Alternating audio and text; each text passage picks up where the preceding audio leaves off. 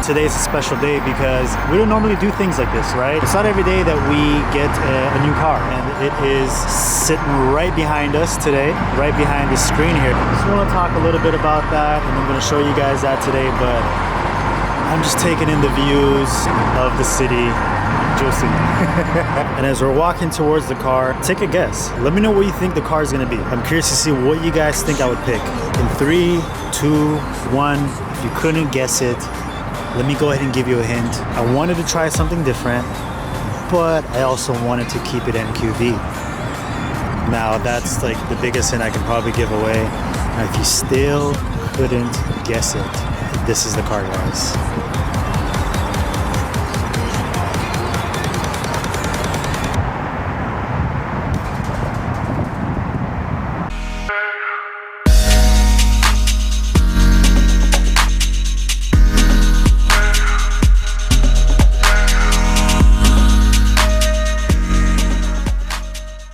Bam! This is a 2024 Audi S3 Quattro. Now, I am super stoked about having this car on the channel, guys. I have always had the GTI. It's always been stick shift. It's always been front wheel drive.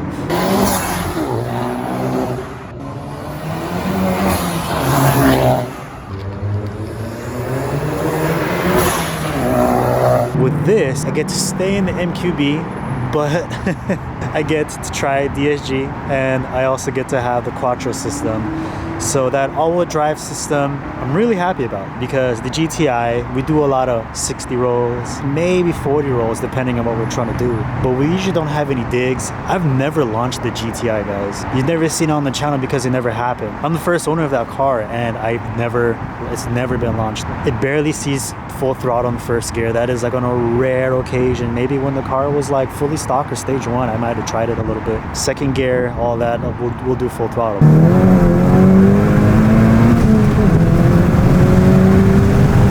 And with this car, I'd be happy to say that we can do that. So we're gonna be able to showcase more digs. We're gonna be able to try that out. Maybe take it to the strip, try out low rolls, 40s, 20s, 10s, whatever you wanna call it. The car is fully stock, and like I said, I wanted to try something MQB. We've seen some of the potential of the new Mark 8s, the GTIs, the Rs. There's an R right now. He's doing like 10 second quarter miles. Pretty cool stuff on stock turbo. The Mark 8 platform it's been out for 2 years, but it's still under development. There's still a lot of things happening software-wise, hardware-wise. People are still making aftermarket turbos and things like that. I think it would be a great way to venture out and see what that's all about. I mean, I love the Mark 7 GTI that I had. It was so potent with just the simple setup, bigger turbo, cooling, and fueling, and you're beating V8s and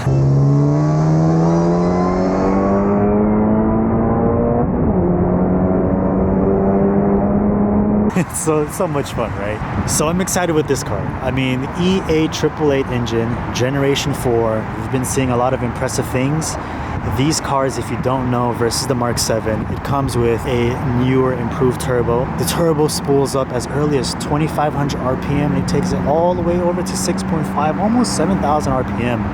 With like a tune and stock turbo, that's pretty good. Basically, you get that wide power band. In my opinion, similar to what you'd see on a hybrid turbo on the Mark 7, but this is completely factory. That was one of the things that kind of piqued my interest. Also, the all-wheel drive, I'm excited to try that out. There's a lot of times where you know, I'll try to do like a 40 roll on the GTI, and if I modulate the throttle right, it'll spin, but not too much, and I can get it to hook rather quickly. But it'll be interesting to see what it's like to just brake boost 40 miles an hour, mash the pedal down, and just take off and go like that. I'm so excited to try that out. Like, I haven't even fully gotten on this car yet. I'm still following the break-in period. Some people think it's a myth. I've asked a couple different shops. They say, you know, you don't really need to do that. Car's ready to go. It's ready to be launched and stuff like that. Online, people say, you know, you gotta wait like 1,000 miles, do a quick oil change, things like that. Man, I love how it looks. It sits real nice. It's a sedan now. I know I used to be hatchback boys and all that, but the sedan is here. Like, I think it looks great. Some people don't really like the new styling on the front of these cars, but I think they look amazing. I like how it looks. The blacked out grille here. This version of the car, it comes with like the blacked out package. So you get the blacked out grille. You can see the little S logo right there. Black mirror caps, and then sunroof, all that stuff.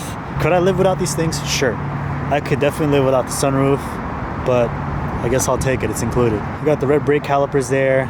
This is also the optional 19-inch wheels. We're gonna end up swapping the wheels on this car anyway, so I like how the car looks. I think it looks amazing. I'm really happy about it. I think it's gonna open up an avenue of different content for you guys to see. Also get some DSG content, because you guys have been seeing me shift the manual gearbox for the last, what, how long have I had the GT on the channel? Like 3 years, 3 to 4 years so. And now you're gonna see me use some paddles. I still have a lot of fun in the GTI.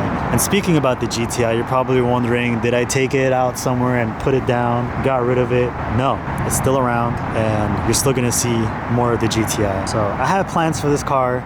Like I said, I'm super stoked about this. I'm very excited to be showing this video to you guys today. Like, you guys have no idea. We're still in the lock ECU and TCU, so I'm gonna wait a little bit for that to unlock, and then we can fire up and turn it up a little bit more. But even with that being said, like, there's still content coming with this car. I've got a few things planned, so stay tuned for that. Oh, it wouldn't be fair if I didn't give you some like startups and stuff like that, so let me go ahead and do that.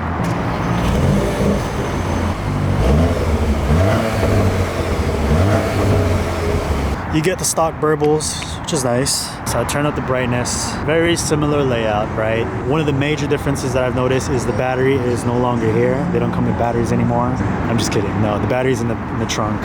And I'm pretty sure that's for weight distribution. On the UK cars, the European cars, the battery's still there. There's so much space here. Like, I feel like if you want to attach like a really big intake here, you can do that, and you know, you've got all the space here. If you take a look at the turbo, right there. See if you can get a good look or better look at it. Continental turbo. Right there. Factory downpipe.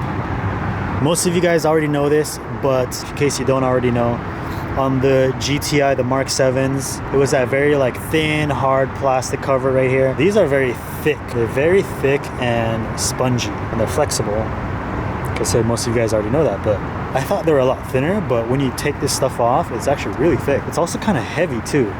On the Volkswagen side, they got recalled. No engine cover. They had to get that under warranty or something like that.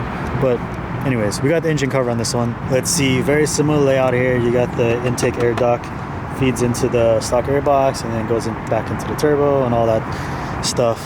Overall, very simple, very familiar looking engine bay from what I am accustomed to. Shut that real quick.